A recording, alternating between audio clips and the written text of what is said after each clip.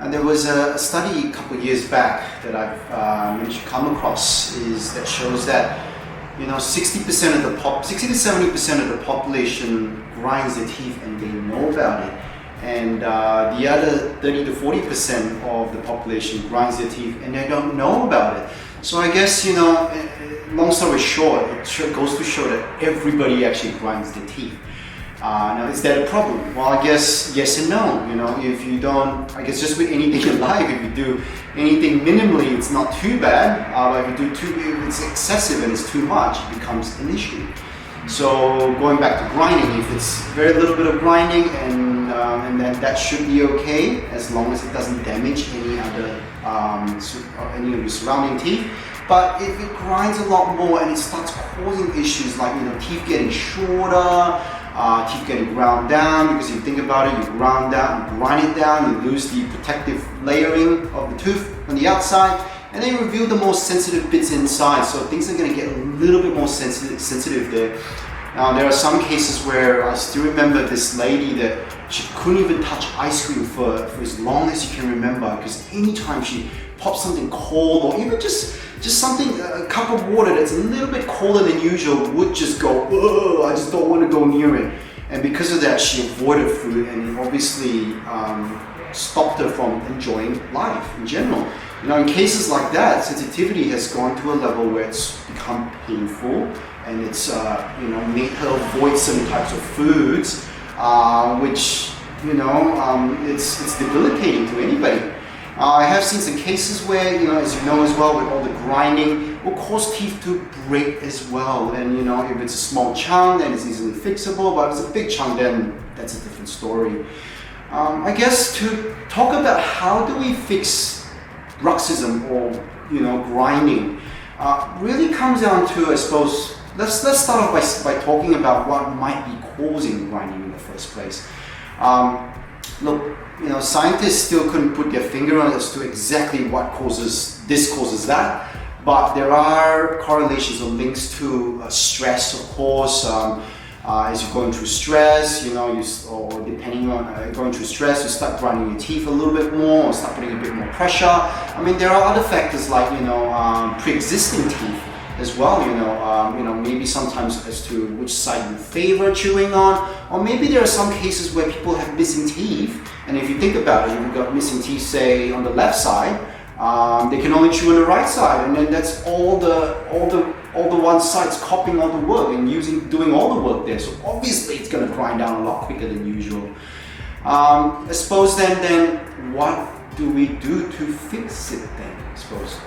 Now, I guess there's a couple of options, and of course this advice is just general in nature, and without me seeing how your teeth are actually like, it's a bit hard to tell you exactly what we can do about what works for you. But I guess here goes. Here are the several general options that we implement here at Tooth Heaven to address the grinding. And the first being leaving it. Well, grinding. Like I said earlier, everybody grinds. Just a degree. It's just a matter of how much or how severe you grind your teeth. In some cases, you can leave it, and there's no issues with that. I guess the good thing is there's no cost in doing that. And provided that your local professional, your dentist, takes photos of your teeth so that they can monitor it over time and assess whether there's a need to do anything about it or not, then it's a bit hard. So at Tooth Heaven, we do take photos at every visit, every 6 months visit, so we can at least have some sort of record as to what is going on. So I guess the good thing about leaving is there's no cost, but the problem is, if it does get worse, and I'm always a fan of prevention's better than cure, as we all know, because we don't want to wait till 10, 20, 30 years down the line, and then where it's too far gone. And then when that's the case, not only you feel pain, not just physically, but also pockets-wise as well, because the cost is going to be a lot more, simply because it's harder to fix. So more is needed to fix it then. And it's like I mentioned, the other downsides are it can make you not enjoy life the way you should enjoy it. Now, there are other options like Nightguards. I'm sure you've heard of it. Nightguards come in many forms, come in many types of materials, come in many different types of hardness, and hence longevity. Now, I guess in general terms, Nightguards, the good thing about it is that it's cheaper and it's quicker. I suppose the problem about Nightguards is I like to call it a short to medium term sort of solution only. Simply because, you know, if you think about it, you're only wearing it at night. I mean, you can't walk around during the day with something in your mouth. I mean, not only you can't talk properly, you can't even eat with it on. So, and apart from the looks, of course, just stating the obvious, but I guess the downside is too, you know, like it's only protecting your teeth at night. How about during the day then? You know, you're only sleeping about 7-8 hours a night, well, on average. And then most of your the 24 hours is spent during the day. So if grinding happens during the day, the Nightguard just buys you time, and it's just a matter of time before it gets worse. So it's kind of, I like to say, we're taking our chances there. Now the other option is you can use Botox. Now don't laugh, Botox. Yes, I did mention Botox. Botox is what it does traditionally is it gets rid of wrinkles and, you know, frown lines and all that sort of thing. But I suppose how it works is it freezes the muscles and so it doesn't contract or fold in a lot easier. So it's the same goes for the muscles of the mouth. You know, if you pop Botox on either side of the masseter muscles or the other muscles of chewing, it will sort of freeze the muscle. Now that being said, of course you can still chew, you can still eat, you can still talk. The only difference is you probably can't squeeze as tight as you would normally. So I guess the good thing about the Botox is that it's quick. You know, once you pop it in, it's there 24/7, up to a certain time, of course, which I'll talk about in a minute. And it's also, you know, it's quick. Yeah, you just 1 or 2 visits, sometimes up to 3 visits in a row, you'll get the muscles, you see results already. Now I had some folks even when we actually put that tooth heaven, when we actually did some on some patients, they actually make them look slimmer too. So that's a side bonus.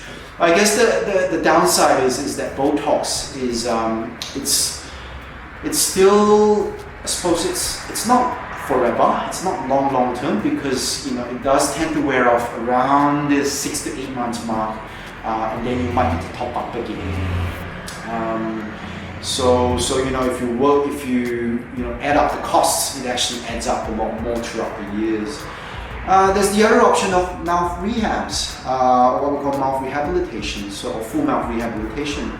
Now what it means is, if you think about it, because your teeth are sort of worn down or starting to wear down, and then what we do is we put certain materials over the top to replace whatever's missing, and that will thicken up the teeth or sort of put a protective layer over the top, so it actually protects the teeth there.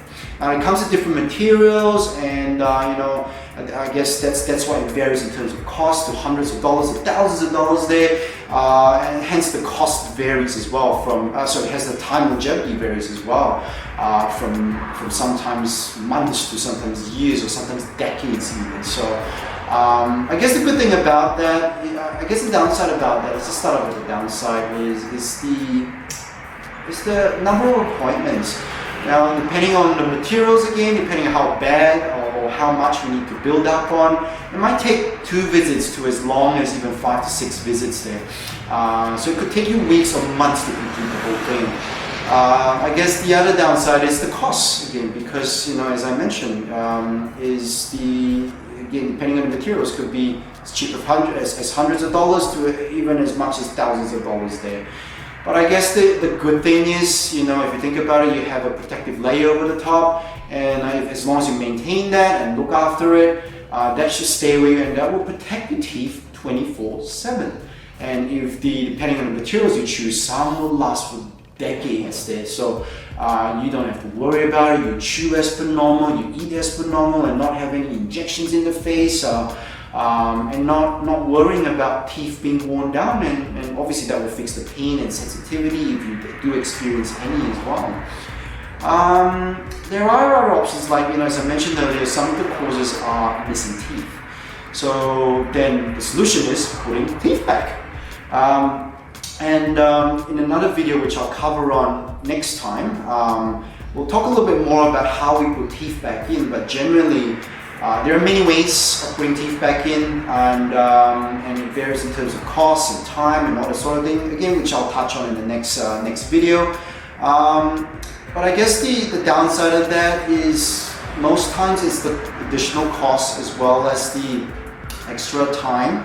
On top of that as well, you gotta think about, yes, you're fixing the cause using that, but you gotta fix the problem as well. So there are parts of teeth that are worn down which might need some build-ups at the same time, and or night guards, whichever one you choose.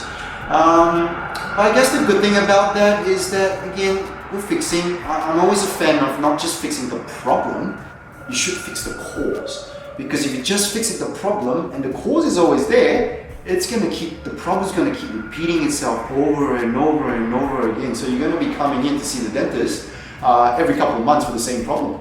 And I guess the last option would be, well, it's a no-brainer, it's a combination. So you can use night guards combined with Botox, or you can use Botox combined with mouth rehabs. You have mouth rehabs with night guards and all sorts of things.